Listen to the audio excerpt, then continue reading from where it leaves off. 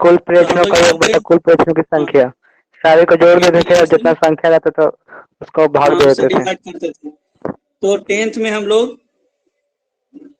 Average निकाले थे, तो एवरेज निकाले थे, माथ निकाले थे वहां पे। तो वहां पे हम लोग क्या करते थे, लेकर के 100 तक कि 1 + 2 + 3 + 100 और बाई 100 से डिवाइड करते थे इस तरह से। तो हम लोग को था। अब यहाँ पर जो है, यहाँ पे हम लोग को माथ निकालना है, तो क्या करेंगे, तो माथ निकालना रहता था। तो यहाँ पे हम लोग सिग्मा लगाते थे। वहां पे जो हम लोग इस तरह का देखा होगा, सिग्मा वर्ड का एक यूज हम लोग करते थे, या सिग्मा एक्स करते थे, सिग्मा एफ करते थे। तो सिग्मा वहां पे लिखते थे, सिग्मा एफ सिग्मा, बटा सिग्मा एफ। ठीक है, सिग्मा यस एक्स सर। आई लिखते थे, एक्स आई, और आई का जो वैल्यू है, आई इक्वल टू का वैल्यू है, ये 1 से लेकर के कहाँ तक है, 100 तक। इस तरह से लिखते थे कि सिग्मा एक्स आई मतलब x1 x2 x3 करते थे हम लोग। अब यहाँ पे मान लो कि x1 x2 x3 ये सब करते थे। अब यहाँ पर जो है x का वैल्यू हम लोग क्या कर रहे हैं,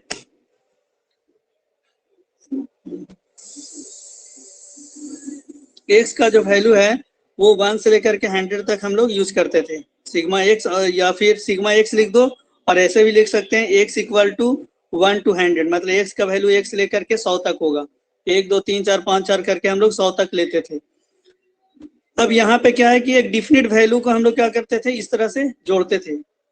अब यहाँ पे हम लोग को क्या करना है, ये बड़ा बड़ा वैल्यू को हम लोग, मतलब कि फिक्स वैल्यू है, और फिक्स वैल्यू को हम लोग क्या कर रहे हैं कि जोड़ रहे हैं। तो फिक्स वैल्यू को जोड़ने के लिए हम लोग ये सिग्मा का यूज करते हैं, और इस सिग्मा को हम लोग कैपिटल सिग्मा या बड़ा सिग्मा बोल सकते हैं, ठीक है।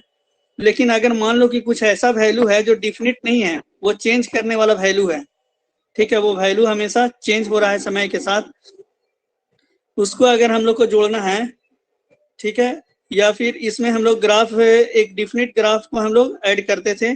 और मान लो मैथ में अगर इस तरह का ग्राफ तुम्हारा आ गया, और इसको हम लोग को एरिया निकालना है। एक तो अपना सीधा स्ट्रेट लाइन, मान लो कि ऐसे सीधा स्ट्रेट लाइन है, तो स्ट्रेट लाइन है, अगर इसका एरिया निकालना है तो फिर हम लोग ट्रेंगल बना करके और एरिया निकाल ले सकते हैं। 1/2 गुना आधार गुना ऊंचाई, इस तरह से हम लोग एरिया निकाल सकते हैं। लेकिन अगर मान लो कि तुम्हारे पास जो कर्व है वो इस तरह का कर्व है, इस तरह का कर्व है, मान लो इस तरह का कर्व है जो स्ट्रेट लाइन नहीं है, तो इस तरह का कर्व के लिए हम लोग को क्या करना है, एरिया निकालना है कि ये कितना एरिया कवर कर रहा है। तो ये कितना एरिया कवर कर रहा है, ये निकालने के लिए हम लोग को क्या करना होगा, फिर ऐड करना होगा। तो इसका एरिया निकालने के लिए हम लोग को यहाँ पे एक छोटा छोटा वैल्यू ले लेते हैं, इतना एरिया, फिर ये इतना एरिया, ये इतना एरिया, ये इतना एरिया, इस तरह का मान लो कि एरिया लेकर के हम लोग को ऐड करना है, ठीक है। तो इस तरह का एरिया लेकर के ऐड करना है। तो ये देखो रेक्टेंगल जैसा थोड़ा सा दिख रहा है, लेकिन रेक्टेंगल जैसा दिख रहा है, लेकिन यहाँ पे ये क्या है, ये एक्स्ट्रा एरिया आ रहा जा रहा है थोड़ा सा रेक्टेंगल के अलावा। फिर यहाँ पे हम लोग देखेंगे तो ये रेक्टेंगल के अलावा फिर एक एक्स्ट्रा एरिया आ रहा है, फिर यहाँ पे रेक्टेंगल के अलावा फिर ये एक्स्ट्रा एरिया आ रहा है। तो सारा एरिया को हमको क्या करना है कि ऐड करना है। तो यहाँ पे कोई फिक्स नहीं जा रहा है, एक फिक्स फार्मूला नहीं है, और ब्रेथ ये फिक्स नहीं है, वो क्या हो रहा है, चेंज हो जाता है। तो इस तरह के वैल्यू का एरिया निकालने के लिए हम लोग इंटीग्रेशन का यूज करते हैं। और इंटीग्रेशन का जो रहता है ये साइन, इंटीग्रेशन का जो साइन रहता है वो इस तरह का साइन रहता है इंटीग्रेशन का, जो हम लोग यहाँ पे सिग्मा का यूज करते हैं ऐड करने के लिए, उसके जगह पे हम लोग यहाँ पे इस तरह का इंटीग्रेशन के साइन का यूज करेंगे जोड़ने के लिए। इस तरह का इंटीग्रेशन का साइन का मतलब सिग्मा जो है वो इंटीग्रेशन में इस तरह से चेंज हो गया। बोल सकते हो इसको बड़ी सिग्मा, इसको बोल सकते हो छोटी सिग्मा। तो ये हम लोग क्या करते हैं कि एडिशन करने के लिए यूज करते हैं। तो mainly integration area under by the curve, जब 12th में जाओगे तो इंटीग्रेशन ये सब पढ़ना है मैथ में। उसके बाद फिर एक चैप्टर पढ़ना है area under by the curve. तो वो कर्व, कोई भी कर्व, किसी भी तरह का कर्व होगा, जैसे हम लोग अगर सर्कल बना लिए, तो सर्कल है तो उसका एरिया का फॉर्मूला हमको मालूम है कि πr² होता है, ठीक है। इस तरह का रेक्टेंगल बना, स्क्वायर है तो स्क्वायर का भी हमको मालूम है कि इसका एरिया का फॉर्मूला a² होता है। तो हर किसी का एरिया का फॉर्मूला हमको मालूम है। लेकिन अगर ऐसा तुम्हारा फिगर दिया हुआ है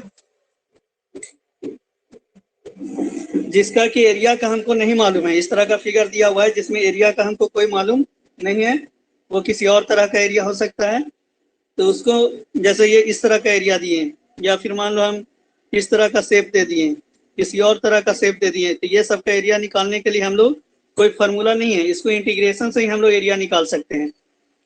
तो चलो ये सब डिटेल तुम लोग मैथ में पढ़ना है, तो मैथ में जब 12th में जाओगे तो सारा डिटेल पढ़ना। अभी हमको फिजिक्स में जितना हम यूज करते हैं, जितना हमारा यूज करना है, बस उसी को हम लोग फार्मूला का देखेंगे, और जैसे जैसे जहाँ यूज आएगा हम उसका फार्मूला बताते चलेंगे और यूज करेंगे। तो अभी हमको बेसिक फार्मूला जो इंटीग्रेशन का है, जो सबसे ज्यादा यूज होने वाला है, बस उस चीज को हम डिस्कस करते हैं और उसी पे हम लोग क्वेश्चन प्रैक्टिस करेंगे।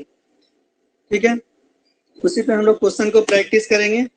तो इंटीग्रेशन का जो फर्स्ट फार्मूला, जो सबसे बेसिक फार्मूला हम लोग को जो यूज करना है, इंटीग्रेशन है x पे पावर n dx, मतलब x पे पावर n का इंटीग्रेशन करना। हम लोग डिफरेंशिएशन में भी सबसे पहले यही फार्मूला पढ़े थे, x पे पावर n dx पे पावर n बटा dx, x पे पावर n का डिफरेंशिएशन पढ़े थे।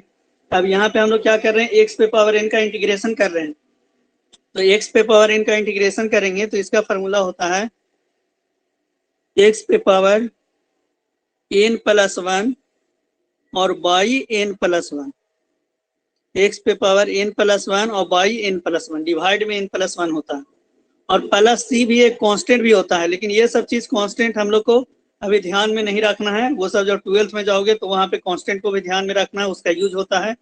अभी हम लोग बस डायरेक्ट फार्मूला याद रखेंगे, इंटीग्रेशन ऑफ x पे power n dx equal to x पे power n plus 1 by n plus 1। तो ये हम लोग फार्मूला को बस ध्यान में रखेंगे और इसी से हम लोग क्वेश्चन बनाएंगे।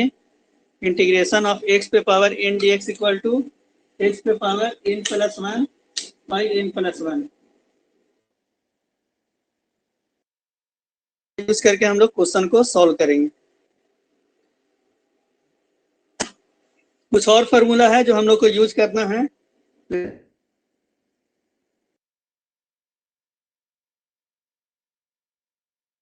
देखो फर्स्ट क्वेश्चन हम लोग करते हैं, इंटीग्रेशन ऑफ स्क्वायर dx। तो x square dx, x square का हमको इंटीग्रेशन करना है। तो अभी हम लोग फार्मूला पढ़ें, x पे पावर n प्लस 1 और बाई n प्लस 1। तो यहाँ पर x पे पावर 2 प्लस 1 और बाई 2 प्लस 1, एक्स पे पावर 2 प्लस 1 बाई 2 प्लस 1। तो यहाँ पे हो जाएगा x पे पावर 3 और बाई 3। यहाँ पे एक्स स्क्वायर का जो इंटीग्रेशन है वो हो गया x पे पावर 3 और बाई 3। ठीक है, अब देखो यहाँ पे सिंपल में हम लोग ये कर सकते हैं कि मेरा इंटीग्रेशन सही हुआ कि नहीं, ये चीज तुम लोग चेक भी कर सकते हो। चेक करने के लिए क्या करो, इस जो इंटीग्रेशन करके आया है उसका फिर तुम लोग क्या कर दो, डिफरेंशिएशन कर दो। जो भी आंसर आया है उसको डिफरेंशिएट कर देते हैं। तो अगर इसको हम डिफरेंशिएट करेंगे, D by D x 1/3 x cube, यही लिख सकते हैं 1/3 एक्स क्यूब, इस तरह से लिख सकते हैं एक्स क्यू बाई 3 को। तो 1/3 एक्स क्यू अगर लिखेंगे तो 1/3 कांस्टेंट है, इसको बाहर कर देंगे, और डी बाई डी एक्स क्या होगा, एक्स क्यूब। अब D by D x x Q कर रहे हैं तो एक्स क्यू का डिफरेंशिएशन करेंगे। तो एक्स क्यू का डिफरेंशिएशन करेंगे तो क्या आएगा, यहाँ पे जब करेंगे तो ये आएगा 1/3 और इनटू ये हो जाएगा 3 एक्स पे पावर 3 माइनस 1। अब यहाँ क्या होगा, 3 से 3 ये कैंसिल हो गया, और फिर देखो सेम आंसर आ गया तुम्हारा यहाँ एक्स स्क्वायर। एक्स स्क्वायर का इंटीग्रेशन किए थे तो एक्स क्यूब बाई 3 आया था। अब जो आंसर आया उसको जब हम डिफरेंशिएशन कर रहे हैं तो एक्स स्क्वायर आ जा रहा है। इससे तुम चेक कर सकते हो कि मेरा आंसर सही आया है यहाँ पे। चलो सेकंड क्वेश्चन हम लोग देखते हैं, इंटीग्रेशन ऑफ एक्स पे पावर 4 dx। चलो फर्स्ट आंसर बताओ सब लोग। एक्स के पावर 5/5। 5/5, yes sir. इसमें आ जाएगा x पे पावर 5/5, यहाँ पे करेंगे x पे पावर 4 प्लस 1 और बाई 4 प्लस 1, ये आ जाएगा x पे पावर 5/5, ये हो जाएगा x पे पावर 5/5 हो जाएगा। अब यहाँ पे डिफरेंशिएशन अगर हम लोग करते हैं, D by D x 1/5 x पे पावर 5, तो फिर यहाँ पे क्या हो जाएगा, 1/5 बाहर आ जाएगा, और फिर 5 इंटू एक्स पे पावर 5 माइनस 1, 5 से 5 कैंसिल आ जाएगा, एक्स पे पावर 4 आ जाएगा, एक्स पे पावर 4 आ गया। चलो नेक्स्ट क्वेश्चन पे हम लोग आते हैं। मान लो तुम्हारा इंटीग्रेशन ऑफ रूट एक्स है, रूट एक्स का इंटीग्रेशन क्या होगा, ये हमको मालूम करना है। बताओ कैसे बनाएंगे, कुछ हिंट्स बताओ। एक्स के पावर 1/2 कर देंगे सर। हाँ बहुत अच्छा। अब इसमें क्या अब करेंगे हम लोग, रूट का मतलब वो क्या होता है, एक्स पे पावर 1/2। इसको सबसे पहले रूट का मतलब हम लोग समझेंगे, एक्स पे पावर 1/2 dx। तो एक्स पे पावर 1/2 dx समझेंगे। तो एक्स पे पावर 1/2 dx जैसे ही हुआ, तो अब यहाँ पे हम लोग क्या करेंगे, सेम अब हम लोग कर देंगे एक्स पे पावर 1/2 + 1 और बाई 1/2 + 1। ठीक है, तो यहाँ पे आ जाएगा तुम्हारा एक्स पे पावर 3/2 आ जाएगा, और यहाँ भी क्या आ जाएगा 3/2। 3/2 आ जाएगा, तो इसको लिख सकते हैं 2/3 एक्स पे पावर 3/2। 2/3 एक्स पे पावर, ये 2 ऊपर चला जाएगा, तो 2/3 एक्स पे पावर 3/2। अब इसको तुम डिफरेंशिएशन भी करके देख सकते हो।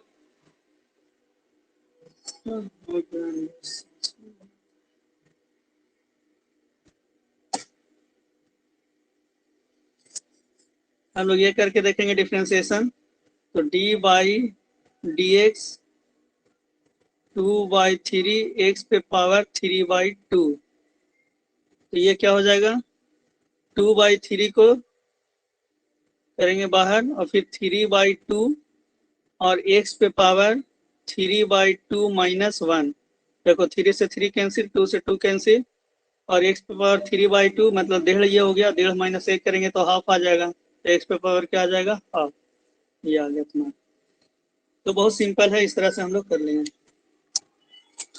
चलो नेक्स्ट क्वेश्चन पे आते हैं हम लोग।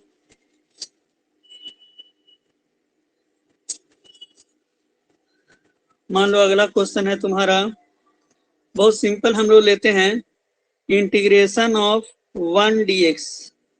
बताओ 1 का इंटीग्रेशन करेंगे तो क्या आएगा, ये हम लोग को पता करना, कि 1 का इंटीग्रेशन करेंगे तो क्या आएगा एक्स आंसर।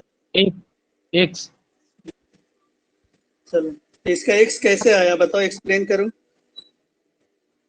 यस सर, यहाँ पर 1 × x के पावर 0 लिख सकते हैं, क्योंकि x के पावर 0 के बराबर 1 ही होता है, और वहां से फिर बहुत x के अच्छा। पावर 0 + 1/1। तो वही यहाँ पे कॉन्सेप्ट लगाना है कि 1 का मतलब क्या होता है, x पे पावर 0। किसी पे भी पावर 0 करते हैं तो उसका वैल्यू 1 होता है। तो यहाँ पे हम लोग क्या करेंगे, इंटीग्रेशन 1 को लिखेंगे x पे पावर 0 dx। 1 को लिख सकते हैं, x पर किसी पे भी 0 पावर रहता है तो 1 होता है वैल्यू। x पे पावर 0 किए तो 1 हो गया dx। अब यहाँ पे हम लोग क्या करेंगे, x पे पावर 0 है तो आंसर क्या होगा, x पे पावर 0 + 1 और बाई 0 + 1। x पे पावर 0 + 1 बाई 0 + 1 किए, ये क्या हो जाएगा x पे पावर 1 और बाई 1। इसलिए इंटीग्रेशन ऑफ 1 dx का आंसर क्या आ गया, x। इंटीग्रेशन ऑफ 1 dx का आंसर आ गया x। यस अगर सर। डिफरेंशिएशन भी करोगे x का, x पे पावर 1 का डिफरेंशिएशन करेंगे तो क्या होगा, 1 × x पे पावर 1 - 1। तो फिर क्या होगा, 1 × x पे पावर 0। तो ये क्या होगा, 1 × 1 = क्या हो जाएगा, 1। तो 1 आ गया। इसलिए अगर तुम्हारा वैल्यू मान लो इस तरह का है, क्वेश्चन है कि 1 का इंटीग्रेशन करेंगे तो वो इंटीग्रेशन ऑफ dx सिर्फ रहेगा, 1 नहीं लेकर के, बार कभी कभी ऐसा आएगा सिर्फ तुमको इंटीग्रेशन ऑफ dx लिखा हुआ रहेगा, तो समझ लो कि 1 है, तो इंटीग्रेशन ऑफ dx क्या होगा, x। dx का इंटीग्रेशन अगर हम लोग करेंगे तो वो क्या आएगा, x आएगा। तो क्वेश्चन है तुम्हारा, इंटीग्रेशन ऑफ 5 dx बराबर क्या आएगा। 5x 5x, हाँ, yes sir. Integration of 5 dx करना है, तो यहाँ पे 5 क्या है, तो जो कांस्टेंट होता है उसको हम लोग बाहर कर देते हैं, तो 5 को बाहर कर दिए। बाहर करने के बाद यहाँ पर इंटीग्रेशन ऑफ dx करेंगे, तो dx का इंटीग्रेशन x होगा, तो यहाँ पे आंसर आएगा तुम्हारा 5x। Integration of 5 dx = 5x। चलो नेक्स्ट क्वेश्चन है, इंटीग्रेशन ऑफ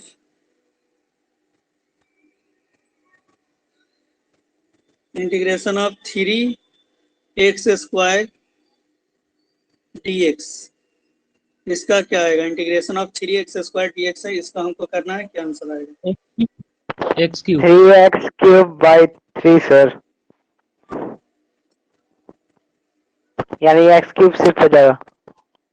हाँ, तो चलो ये बहुत अच्छा क्वेश्चन है। जो कांस्टेंट है उसको बाहर कर देते हैं, जो कांस्टेंट है 3 इसको बाहर कर दिए और इंटीग्रेशन ऑफ x² dx की, तो ये x² dx की है, तो यहाँ पे क्या हो गया 3 और x² dx है, तो यहाँ पे क्या होगा x पे पावर 2 + 1 और y 2 + 1, ये हो जाएगा तुम्हारा 3 इंटू x³ बाई 3, 3 से 3 कैंसिल हो गया, तो ये क्या आ गया x³ का डिफ्रेंसिएशन करोगे तो 3x² आ जाएगा, डिफ्रेंसिएशन करके देखोगे तो आ जाएगा। तो इस तरह से क्या करेंगे हम लोग, क्वेश्चन को बहुत इजीली सॉल्व कर लेंगे। चलो एक माइनस वाला लेते हैं, इंटीग्रेशन ऑफ 1/x dx है, इंटीग्रेशन ऑफ 1/x dx है, इसका इंटीग्रेशन हमको करना है। 1 होगा क्या सर?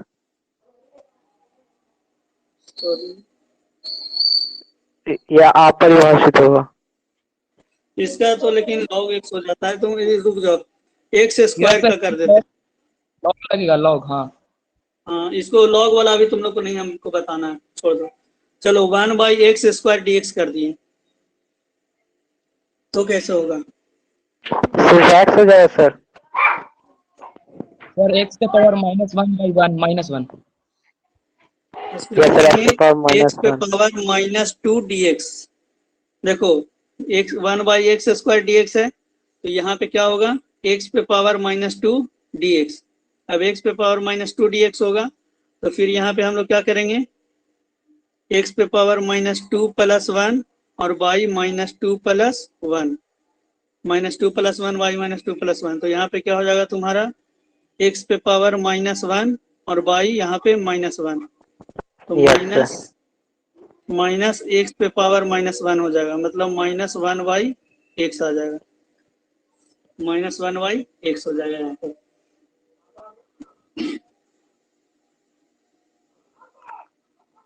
तो इस तरह का जब वैल्यू रहेगा तो हम लोग इस तरह से कर रहे हैं, नीचे में अगर लिखा हुआ है तो उसको ऊपर ले जा करके माइनस करके फिर हम लोग बना सकते हैं क्वेश्चन को। अब देखो इंटीग्रेशन जो है वो 2 तरह का होता है, एक होता है इनडिफिनिट इंटीग्रेशन और एक होता है डिफिनिट इंटीग्रेशन। तो हम लोग को ज्यादा जो यूज होने वाला है वो डिफिनिट का ही यूज होना है, फिजिक्स केमिस्ट्री ये सब में जो यूज हम लोग करेंगे वो ज्यादातर हम लोग यूज करेंगे डिफिनिट इंटीग्रेशन का। इसको इनडिफिनिट बोलते हैं। इनडिफिनिट क्यों कह रहे हैं, क्योंकि कोई डिफिनिट वैल्यू नहीं आ रहा है, मतलब एक फिक्स कांस्टेंट वैल्यू नहीं आ रहा है।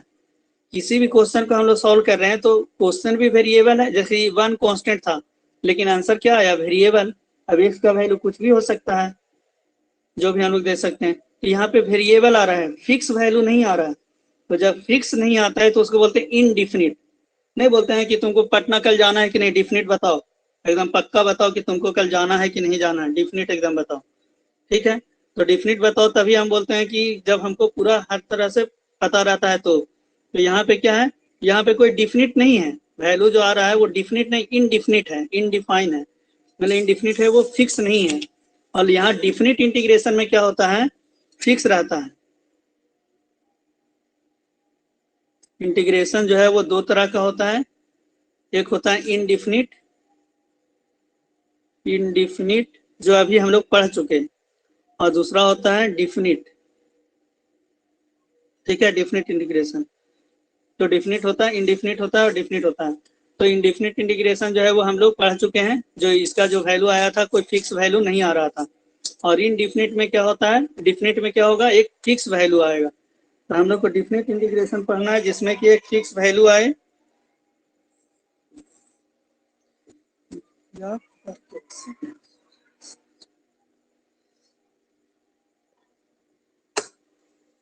चलो यहाँ पे हम लोग को डिफिनिट वैल्यू लाना है।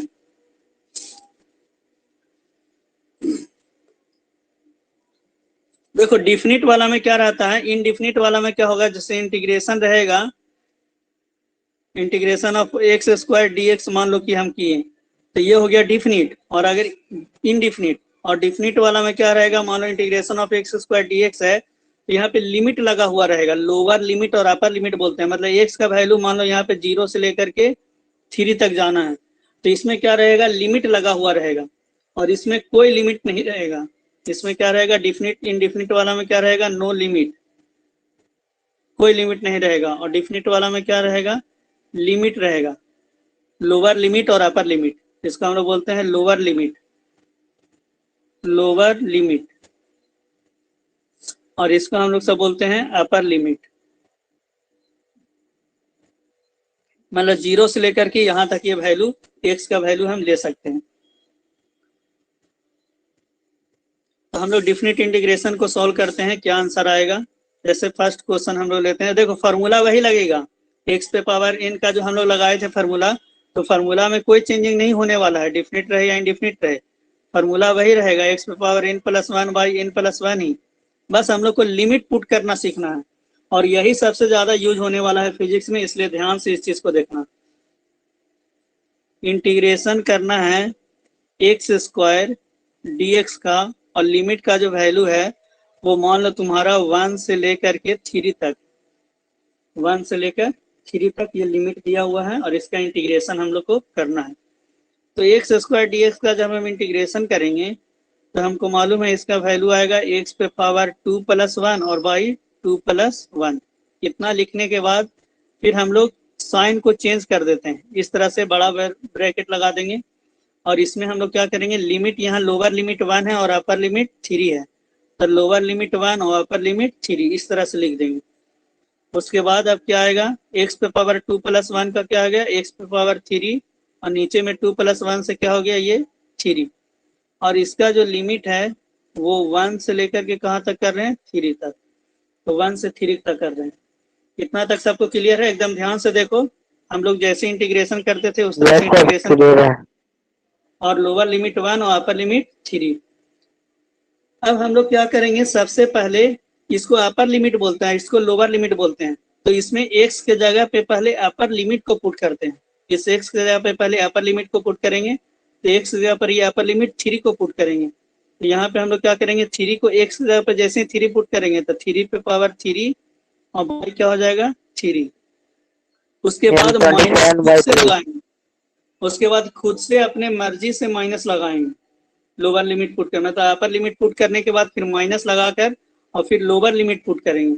यहाँ पे एक्स की जगह पे 1 पुट करेंगे तो 1 पे पावर 3/3 ये करेंगे, तो 3 का 3 क्यों करेंगे, तो 3 × 9 9 × 27, ये 27/3 हो गया, और माइनस 1/3, 27/3 माइनस 1/3 करेंगे, 3 एलसीएम लेंगे, 3 एलसीएम लेंगे, क्या बचाएगा 26/3।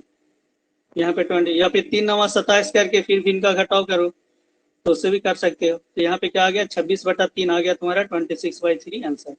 तो यहाँ पे देखो एक फिक्स वैल्यू आया, हम जब सॉल्व किए तो एक फिक्स वैल्यू आया, तो फिक्स वैल्यू आया इसीलिए इसको हम लोग बोलते हैं डिफिनिट इंटीग्रेशन। बहुत कंफ्यूजन होता है कि डिफिनिट इंडिफिनिट क्या होता है, तो यहाँ पे इसीलिए इसको हम लोग बोलते हैं डिफिनिट इंटीग्रेशन, क्योंकि एक फिक्स वैल्यू आ रहा है।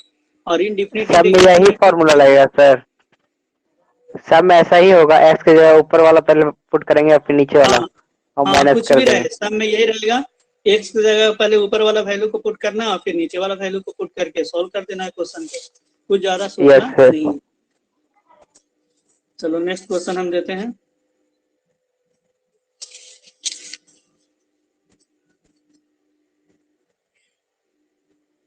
इंटीग्रेशन करना है तुम्हारा एक्स पे पावर क्यू dx, और इसका जो x का वैल्यू है वो मान लो 0 से लेकर के 2 तक है, 0 से लेकर 2 तक है। क्या आंसर आएगा सोचो सर 4। तो यहाँ पे क्या कर रहे हैं, x³ dx है, तो इंटीग्रेशन जब हम लोग करेंगे x³ dx का, तो यहाँ पे क्या होगा x पे पावर 3 + 1 और बाई 3 + 1, और इसका लिमिट जो है वो 0 से लेकर के 2 तक करेंगे। तो 0 से 2 तक ले जाना है, तो यहाँ पे हम लोग क्या करेंगे x पे पावर 4 और बाई 4 और वैल्यू 0 से लेकर के 2 तक। अब देखो इसमें ऐसा भी कर सकते हो कि 1/4 को बाहर भी ले जा सकते हो, मतलब जो कांस्टेंट है उसको बाहर भी लेके तुम जा सकते हो, और उसके बाद फिर क्या करोगे, x पे पावर 4 है और इसका वैल्यू 0 से लेकर के कहाँ तक है, 2 तक, ऐसा भी कर सकते हो।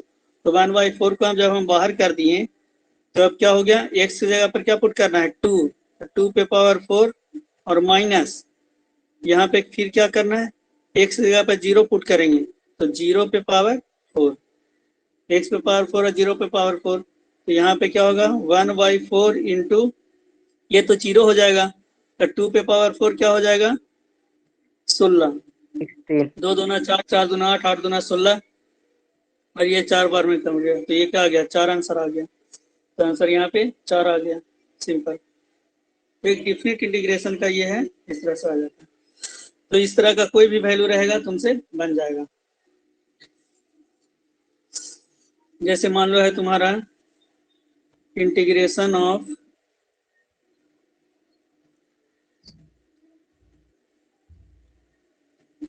Three root x, integration of 3 root x है, 3 रूट एक्स का इंटीग्रेशन करना है और इसका वैल्यू जो है 1 से लेकर के 2 तक, 1 से 2 तक पुट करना है।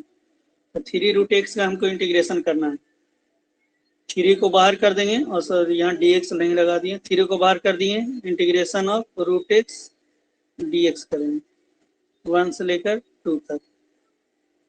तो 3 बाहर, जो भी कांस्टेंट है उसको पहले बाहर कर दो, कांस्टेंट को साथ में मत रखो, नहीं तो बहुत ज़्यादा प्रॉब्लम होगा फिर सॉल्व करने में।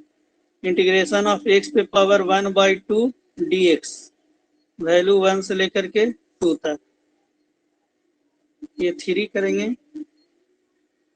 फिर यहाँ पे हम लोग करेंगे x पे पावर 1/2 प्लस 1 और बाई 1/2 प्लस 1 और इसका वैल्यू 1 से लेकर के 2 तक पुट करेंगे। ये क्या होगा 3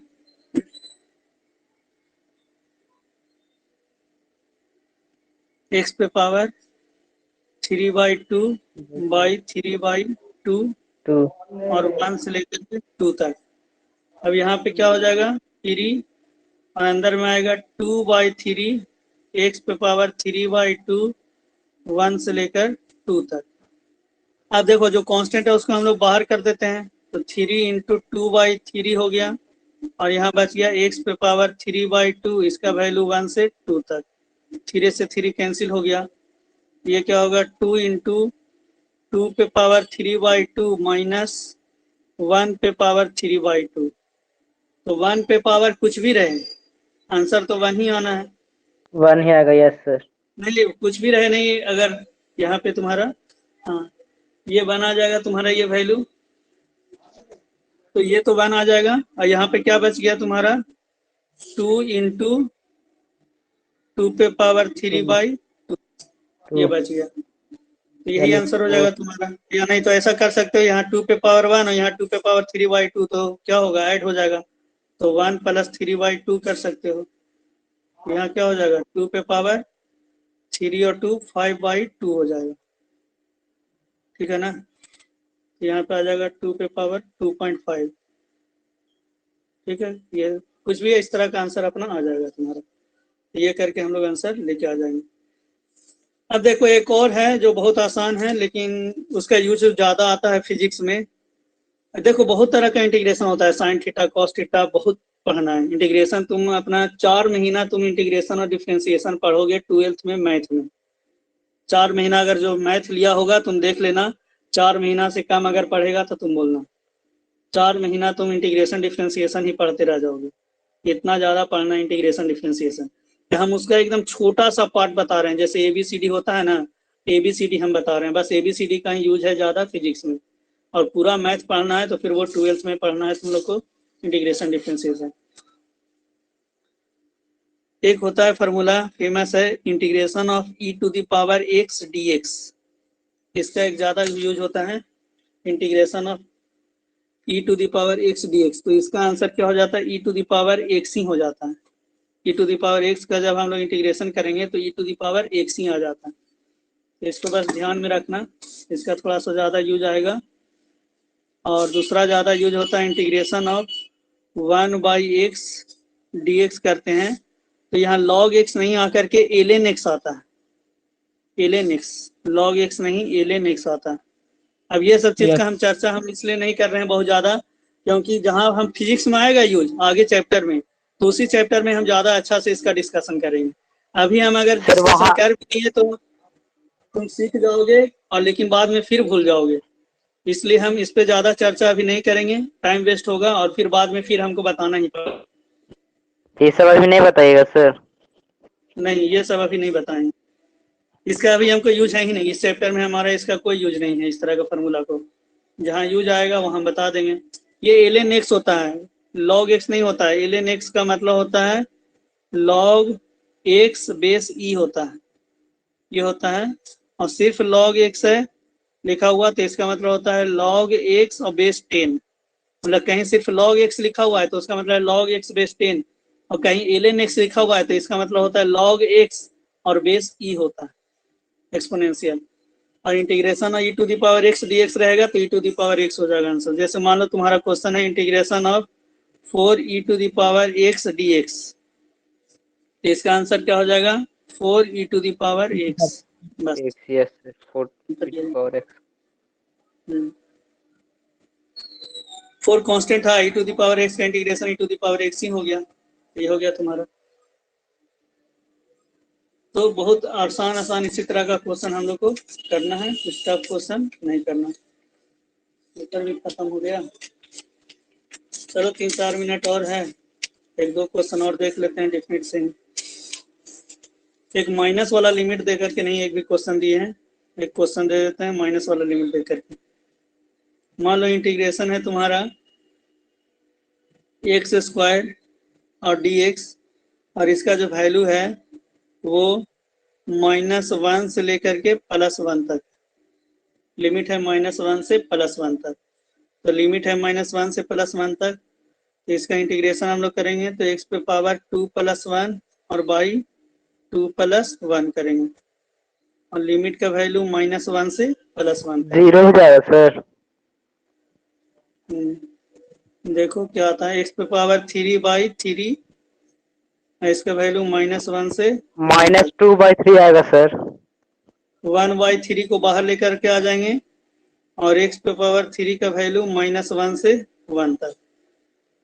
अब यहाँ पे क्या करेंगे, पहले अपर लिमिट को पुट करेंगे तो 1/3 बाहर आ गया, अपर लिमिट को पुट करेंगे तो 1 पे पावर 3, और फिर देखो खुद से माइनस हमको लगाना है वो लगाएंगे, उसमें चुक नहीं करना है। उसके बाद फिर क्या करना है, नीचे वाला वैल्यू -1 है तो -1 पे पावर 3, ये 1 पे पावर 3 है, ये -1 पे पावर 3 है, तो ये क्या होगा 1/3, और 1 पे पावर 3 करेंगे तो 1 आएगा, और -1 पे पावर 3 अगर करोगे तो क्या होगा -1 इंटू -1 आएगा सर। -1, तो माइनस माइनस प्लस और फिर प्लस माइनस माइनस, तो -1 आएगा। और देखो यानी ये -1 माइनस प्लस हो और जाएगा फिर सर। यहाँ -1 अलग है, ये देखो ध्यान रखना। तो फिर क्या होगा माइनस माइनस प्लस हो जाएगा, तो 1 और 1 2 हो जाएगा, तो आंसर आएगा तुम्हारा 2/3। 2/3। माइनस यस माइनस ये प्लस हो जाएगा तो 2 और 2/3, तो ये आंसर आएगा 2/3। इस चीज का ध्यान रखना है कि माइनस कहाँ लिखना है, नीचे में लिमिट को माइनस में कैसे पुट करना है, ये सब चीज को बहुत बारीकी से ध्यान रखना। थोड़ा सा भी मिस्टेक किया आंसर गलत हो जाएगा, और इसी का ज्यादा यूज होगा, इसलिए इसी तरह का क्वेश्चन हम ज्यादा भेजेंगे प्रैक्टिस के लिए। और तुम लोग क्वेश्चन को बनाओ, ठीक है, और क्वेश्चन यूट्यूब पे भी अगर अपलोड करते हैं तो यूट्यूब पे भी हम लोग ये तुम्हारा डिस्क्रिप्शन में हम लोग लिंक भेज देते हैं, वहां से भी डाउनलोड कर सकते हो। अभी सारा वीडियो का नहीं डाले हैं, कुछ कुछ वीडियो का डाले हैं, तो ये सब का हम लोग सॉल्यूशन के साथ, क्वेश्चन सॉल्यूशन के साथ लिंक यूट्यूब का डिस्क्रिप्शन में जाओगे तो वहाँ लिंक रहेगा, उस पर जैसे ही क्लिक करोगे तो डाउनलोड हो जाएगा तुम्हारा। तो कोई भी डाउनलोड भी कर सकता है यूट्यूब पर से, क्वेश्चन प्रैक्टिस करने के लिए, उसका सॉल्यूशन ये सब के लिए। सॉल्यूशन तो कर देंगे, आज हम क्वेश्चन भेज देते हैं। और क्वेश्चन बनाया करो, देखो तुम लोग क्वेश्चन अभी नहीं बनाओगे तो फिर जैसे ही फिजिक्स में हम क्वेश्चन कराएंगे तो वहां पर हम इतना स्लो से नहीं बताएंगे, जितना स्लो स्पीड से अभी हम समझा रहे हैं वहां पे कोई स्लो स्पीड से नहीं बताएंगे, और फिर कहोगे सर हम लोग को समझ में नहीं आ रहा है। और उन लोग को एकदम डिफिनिट समझो कि उन लोग को समझ में नहीं आएगा जो प्रैक्टिस नहीं करेगा। हम डिफ्रेंसिएशन का उतना सारा क्वेश्चन भेजे हैं, 1-2 लोग ही बना करके भेजा है, वो भी सारा क्वेश्चन बना के नहीं भेजा है, हम जितना ज्यादा क्वेश्चन भेजे हैं। और नहीं प्रैक्टिस करोगे तो एकदम देखने में तो लग रहा है सर इतना आसान चीज तो है, क्या प्लस और माइनस जोड़ घटाओ तो पहले दूसरा में पढ़ के बैठल है, आपको क्या लग रहा है कि ना बनेगा? और जब आएगा ना क्वेश्चन तब उस समय हम उड़ाते ले जाएंगे, तब समझ में आएगा फिर। इसलिए प्रैक्टिस करने बोल रहे हैं, प्रैक्टिस करो, उसके बिना कुछ नहीं होने वाला। चलो ठीक है।